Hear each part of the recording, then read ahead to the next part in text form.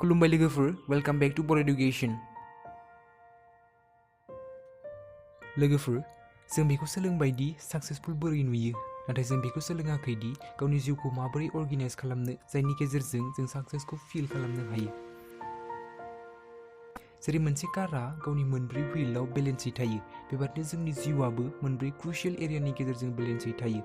बेफोर जादों personal life, relationship, work life आरो ससियेल कन्ट्रिबिउशन। जों बे मोनब्रै एरियायाव बेलेन्स लाखिनांगौ जायो। जुदि बबेबा मोनसे एरियायाव जोंनि स्क'रा हाई आरो बबेयावबा ल' जायो, अब्ला जों जोंनि लाइफनि जार्नियाव इन्टारेस्टिं मोननाय नङा। जेरै मोनसे कारनि टायाराव प्रेसार मेइन्टेन खालामनांगौ जायो, थिग बेबादिनो जोंनि लाइफनि बैफोर एरियाफोरावबो जों गावनि एटिट्युडखौ मेइन्टेन खालामनांगौ जायो। थुदु अब्ला जों बैफोर एरियासफोरखौ मेइन्टेन खालामनानै माबोरै जिउखौ अप्टिमाइज खालामनो हायो बेखौ सोलोंनोसै।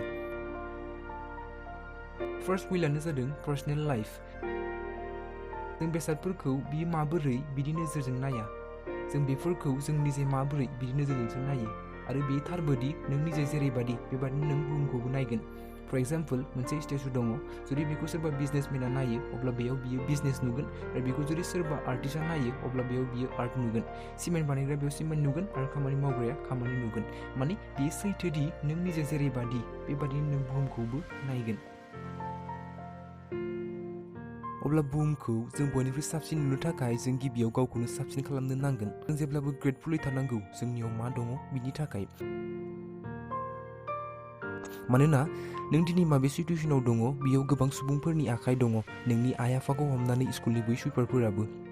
जों जोंनि ब्रेनखौ ट्रेन खालामनो नांगोन जाहाथे बियो पजिटिभ साइडखौल' नायो। मानोना दिनै नेगेटिभिटि आरो प्रब्लेमफोराथ' गासैनि जिउआवबो दङ। इसोर, आल्लाह, जिजासनि जिउआवबो गोबां प्रब्लेमफोर दंमोन, आरो जोंथ' सरासनस्रा सुबुंसो, बेनिखायनो प्रब्लेमाथ' थाखागोनानो। नाथाय बै प्रब्लेमजों डिल खालामनो थाखाय जों जेब्लाबो पजिटिभ थानो नांगोन, जायजों जों इम्पावार जानानै नेगेटिभिटिनि सिगाङाव नांज्लायनो हागोन। प्रब्लेमफोराथ' गासैनिबो जिउआवनो थागोन। दायो मुकेश आम्बानियाबो गोसो जायोब्ला प्रब्लेम खिन्थानो हायोदि आंनियाव सिक्स पेक गोनां बडि गैया होननानै, आरो दुखु फोरमायनो हायो। नाथाय नङा, बिनियाव मा दङ बिनि थाखाय बियो ग्रेटफुल। दा नोंथांमोना बुंनो हागौ बिनियावथ' एफा फैसा दङ, सोर ग्रेटफुल थाया जानो? नाथाय बिदि नङा। जोंनि हादराव बिदि गोबां सुबुंफोरबो दङ जायनियाव जोबोद एसेल' फैसा दङ, नाथाय अब्लाबो बिसोरो करोड़पतिनिख्रुइबो बांसिन जोबोद गोजोनै थायो।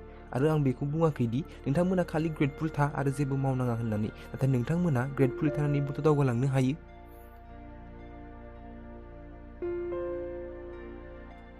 बिनिखायनो नोंथांमोननाव मा दङ बिनि थाखाय ग्रेटफुलै था, मानोना नोंथांमोननियाव दायो मा दङ बियो गोबां सुबुंफोरनि हास्थायनायबो जानो हागौ। सेकेन्ड व्हीलआनो जादों रिलेशनशिपनि। दिनैनि बे जेनेरेसनाव गासैबो इन्स्टेन्टै जानो हायो। इन्स्टेन्ट फुड अर्डार खालामनो हायो, इन्स्टेन्ट टिकेट अर्डार खालामनो हायो, इन्स्टेन्ट बिजनेस स्टार्ट खालामनो हायो। बाट सेडलि our relationship do not work date वे। रिलेशनशिपआ मोनसे लाइफां ग्र' खालामनायजों समान, जायनो मोनसे कनस्टेन्ट केयारनि नांगौ जायो, जायनि गेजेरजों सानसे बियो खिलिनो हायो, आरो बिनि थाखाय जेबो सर्टकाट गैया। स्वर्ड आरो वर्ड्स मोननैबो सेम लेटार दङ। जुदि बेखौ मोजाङै हेन्डेल खालामा अब्ला मोननैनिफ्रायबो सेम इफेक्टआनो जेनेरेट जागोन। जेरैबादि स्वर्डखौ बाहायनायनि सिगां एटेकारा मिथिखायोदि बेखौ बबेयाव बाहायनांगौ, बेबादिनो वर्डखौ बाहायनायनि सिगां नोंबो बेखौ मिथिखानांगोन दि सिगाङाव थानाय सुबुंखौ बबेयाव टाच खालामनो।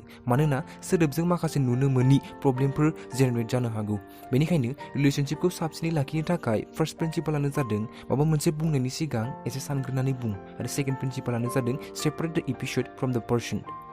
जुदि नों सोरजोंबा नांज्लायबाय अब्ला जोंनि ब्रेना मोननैल' सल्युसन सानो, either it is your problem or it is my problem. नाथाय बे मोननैबो गोरोन्थि। बेनि बयनिख्रुइ साबसिन सल्युसनानो जादों इट इज द प्रब्लेम।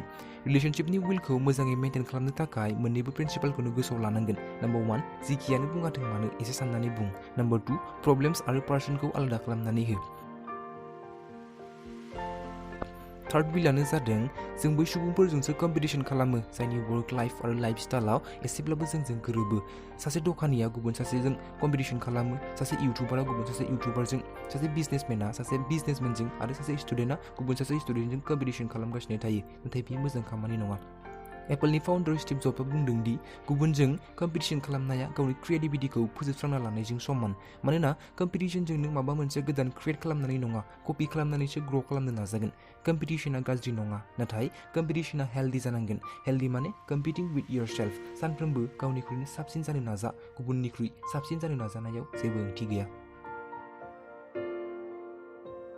फोर्थ विलानो जादों ससियेल कन्ट्रिबिउसन। गलिलांनाय आइसक्रिम आरो गलिलांनाय ममबातिया जोंखौ गोबां खोथा फोरोङो। आइसक्रिमनिफ्राय सोलोंनो हायोदि जिउआ गलिलांनायनि सिगांनो रंजानानै लाखा आरो ममबातिनिफ्राय सोलोंनो हायोदि जिउआ गलिलांनायनि सिगांनो गुबुनफोरनो सोरां होलां। मोनसेया जोंखौ सेल्फिश बानायो आरो मोनसेया सेल्फलेस बानायो।